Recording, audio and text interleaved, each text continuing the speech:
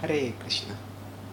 Devotion is the culmination of emotional connection and devotional and intellectual conviction. Sometimes people think of devotion just as a sentiment. Oh, you feel love for God. You feel something good when you go to a temple, hear some kirtan or take some darshan. Yes, that good feeling is good. But devotion is much more than a occasional passing good feeling. Devotion, in the sense of which is described in the Bhagavad Gita, is actually the culmination of intellectual conviction and emotional connection. So, in the Bhagavad Gita 9.13 and 14, Krishna describes the characteristics of those who are purely devoted to him. So in 9.13 he describes the internal characteristics. In 9.14 he describes their external characteristics. So in 9.13 he states that Mahatmanastu mam partha daivim prakritim ashritaha bhajantyananya manaso gyatva bhutadim avyayam. So he says Mahatmanastu mam partha. Mahatma, those who are devoted to him, they are Mahatma. And what do? Daivim prakritim ashritaha. That they have taken shelter of the divine nature.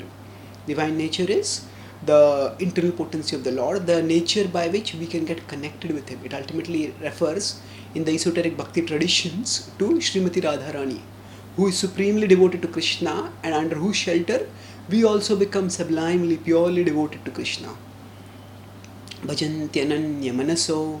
So bhajanti, they worship how? Ananya manaso, without the mind getting diverted anywhere. How?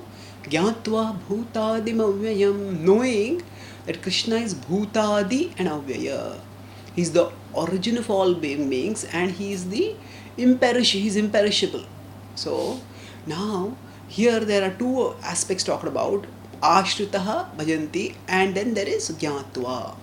So gyatva refers to understanding Krishna's position as the supreme source of all living beings, supreme and eternal source of all living beings.